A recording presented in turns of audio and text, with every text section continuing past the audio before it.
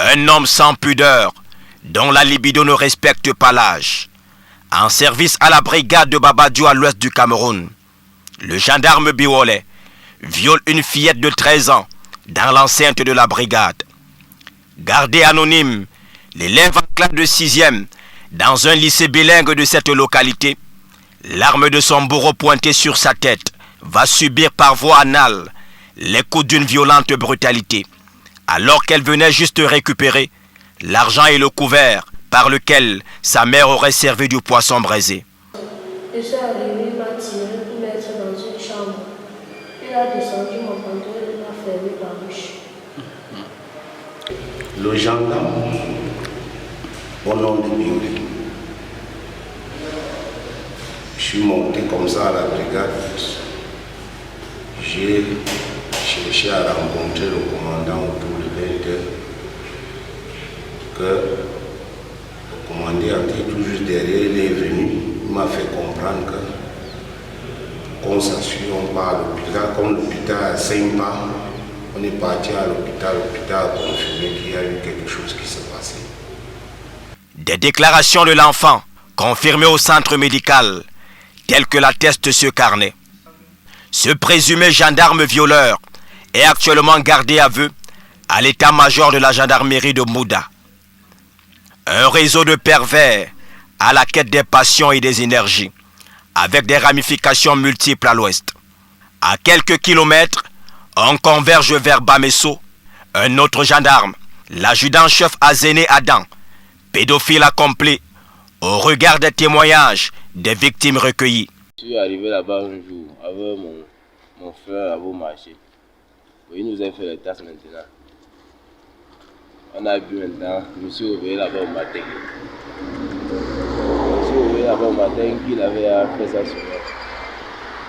Bon, tout mon derrière était mauvais maintenant. Là où je lui ai demandé que je fais ici, il dit que chaque soirée comme ça, ils viennent en droit ensemble.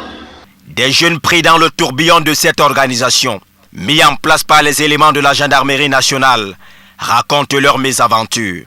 Comme David a fixé le rendez-vous avec le commissaire, et dès qu'il arrive là-bas, il me fait signe.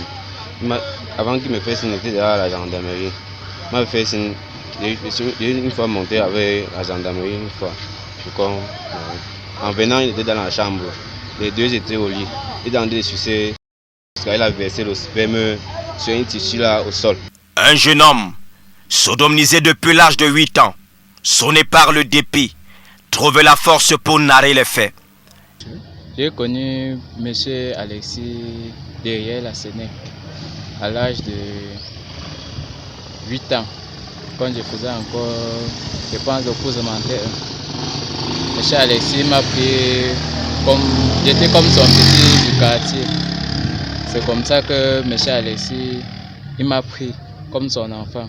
Chaque fois on partait chez lui, il me suçait. Ça fait déjà aujourd'hui peut-être même 7 ans. Il suçait jusqu'à même en 2012, il suçait toujours. La besogne n'émeuve plus personne. Rien ne semble les stopper et les victimes se multiplient. Si on avait dit la plainte depuis, on devait prendre le monsieur vendredi. Et le monsieur était occupé, mais il nous a dit qu'il nous fait combattre, il partait à un deuil. Et aujourd'hui, on a trouvé le monsieur qui a sucé l'enfant. Jusqu'à tuer un mouchoir. Et quand il voulait faire le bras de fer, le commissaire, on l'a amené au poste. Entre intimidation, menace de mort pour toute tentative de dénonciation engagée, les parents veulent briser le mort et à visage découvert, ils ne se contiennent plus. L'enfant allait faire 2 ans chez ma belle-sœur au village. Il est revenu. Donc, comme l'enfant était toujours à Inja, c'est là où on l'a envoyé à Douala pour apprendre le mécanisme. Il est arrivé. Un temps, il a appelé qu'il est malade. Il a rêvé, il a vu le père où chaque temps le père l'appelait. Il suçait son pénis, il léchait la niche. Le père m'a dit qu'il faut qu'on le fasse rentrer pour qu'on cherche à le traiter. Il a appelé peut-être 3 à 4 fois. Il était toujours malade. C'est là où on lui a demandé de rentrer. Des journalistes et reporters des chaînes de télévision et organes de presse qui ont bravé la peur, dénonçant cette infâme des viols à l'ouest, ont été interpellés et retenus à la compagnie de gendarmerie de Mbouda. Le motif qui leur serait reproché serait qu'ils auraient filmé les locaux de cette compagnie. Grâce à l'intervention d'une personnalité, ils ont recouvré leur liberté. Du viol à ciel ouvert, le silence complice des protégés continue tapis dans l'ombre à détruire sans vergogne l'essence de l'émergence en 2035.